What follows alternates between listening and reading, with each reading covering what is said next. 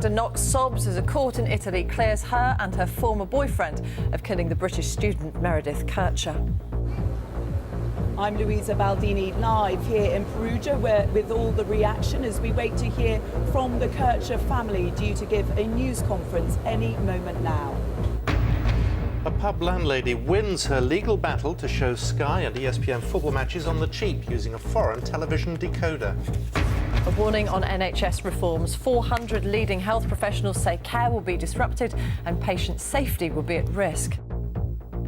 And here at the Conservative Party conference, plans are unveiled to deport more foreign criminals, a move the Prime Minister says will make Britain a safer place.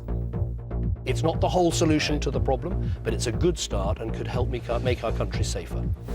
Also coming up in the next hour, the Chancellor George Osborne meets EU finance ministers in Luxembourg. He's expected to push for decisive action to resolve Greece's debt crisis. And new advice for pale English roses. A study finds people with fair skin should take vitamin supplements to boost their vitamin D.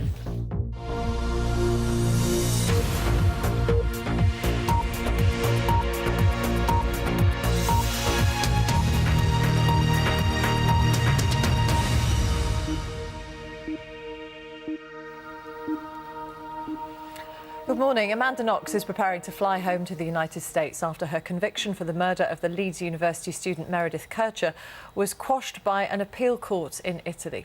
Miss Knox's former boyfriend, Raffaele Sollecito, was also cleared of the killing in 2007. Well, the court in Perugia decided that the evidence against them was unreliable. In a statement, the Kercher family said they didn't understand how the original verdict could be so radically overturned. Let's take you over to Perugia now, because they're expected to hold a news conference in the next few minutes, the Kercher family, and we will join that news conference as soon as it gets underway. But in the meantime, let's go over to our correspondent, Louisa Baldini, who's in Perugia, and they in Italy, just like here and in the United States, taking in what's happened.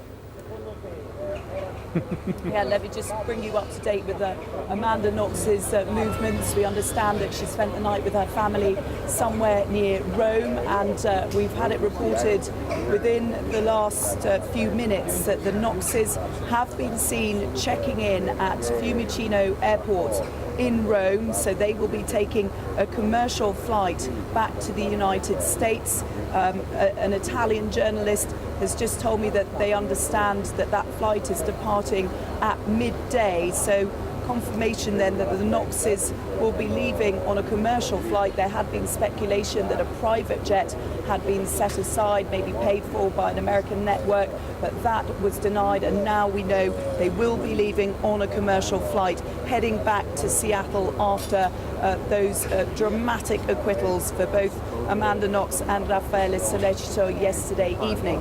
It is just worth pointing out that Amanda Knox was found guilty of defamation for implicating an innocent man, Patrick Lumumba, in a confession which she later retracted. She was given 3 years for that, but because she's already served 4 years, the court decided to release her. Well, let's take a look at my report, just catching up with yesterday evening's events. A little warning, there is some flash photography. Just 90 minutes after returning to prison to be discharged, Amanda Knox left the jail that has been her home for the last 4 years. The dramatic events of yesterday began with Amanda and Raffaele Sollecito giving heartfelt appeals to the judges and jury in the Perugia court they've grown to know so well. Then, after around 11 hours of deliberations, the judge announced his decision. Both the defendants for A, B, C and D are acquitted because they have not committed the crime. Amanda Knox and Raffaele Esposito are being freed. Following the acquittals, Amanda's sister gave the family's reaction. And last, we are thankful to the court for having the courage to look for the truth and to overturn this conviction. It is a blow for the family of Meredith Kercher, the British student from Surrey who was murdered in 2007. They had been satisfied with the original convictions and were hoping they'd be upheld. Well, in her appeal to the judges and jury here in the court yesterday, Amanda Knox said, I want to go back home, back to my life. Well, she is on her way back to Seattle now. Let's find out what's been happening there. Here's a report from my colleague, Marcus George. A cramped room in Seattle, thousands of miles away from the court. Tensions mounted as a small but loyal band of supporters waited to hear the verdict. Tears of joy and cries of relief broke the silence as it sunk in. Amanda Knox was finally free. It's hard to believe it. 4 years this has taken, 4 years of these two young people's lives. They were absolutely innocent on day one, day two, all the way through. There has never been any evidence. I was very worried that they weren't going to acquit her, even though there was every basis in law and fact to do so, and it should have happened so long ago. I think we're all a little numb and shocked and ecstatic. You know, it's beautiful. She's free. An Italian court overturns the murder conviction of American Amanda Knox. US television networks have followed the fate of this young American woman through every twist and turn. The 24-year-old now faces the daunting task of rebuilding her life. It's not clear what her immediate plans are. Inevitably, there'll be demand from the media wanting to hear her story. Interview requests will pile up. There's already talk she'll write a book. But for now, for the friends and family of Amanda Knox, all that matters is her freedom. Marcus George, BBC News, Washington.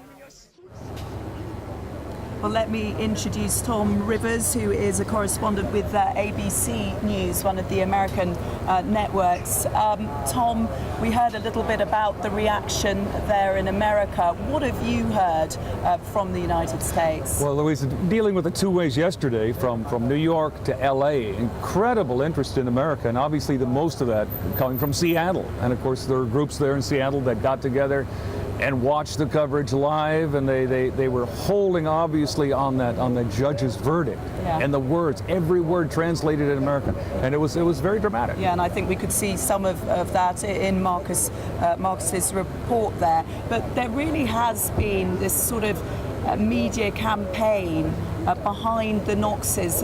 For example, in the UK, we tend to be a lot more objective, but not so in the United States, really taking Amanda's side. I think you have to look on various aspects. Some local, for instance, outlets were campaigning.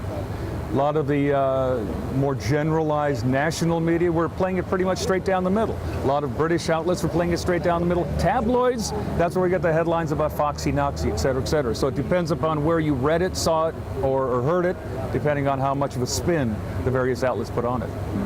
What about what awaits Amanda when she gets back? I mean, she is famous, not a nice way to become famous necessarily, right, but she is famous. How will she be received when she returns? I think fairly positively. I think there may be some negative reactions, but very, very minimal in America. More books probably in the forefront as well, possibly a feature film as well. Who's she going to give her interview to? That's the big question. And have you bid? Has ABC bid? Not to my knowledge, and let's put it this way, I think that she's going to be a hot property for a while. If she can get this privacy that she and her family wishes and desires for, maybe she can start to get her life back on track. We'll see. She was found guilty of defamation for those comments she made implicating Patrick Lumumba, and there was a really hostile reaction here outside the court yesterday evening. What did you make of that? Well, again, you've probably been here longer than I have. I've been here for a few days talking to the locals over that time, and basically the line that I got from them is that it was a fairly 50-50 split in this area here as to what they thought her implications were in this whole unfolding story. So yes, you had some cheers, you had some jeers, and I guess that would have been expected. Okay, Tom Rivers from ABC, thank you very much indeed for giving us your views. Well, we are waiting for the Kircher family to start a news conference any moment now. They gave a brief statement after the verdicts yesterday. They said we can't understand how it's possible to completely overturn the verdict. We want the truth to be determined once and for all. We'll be hearing from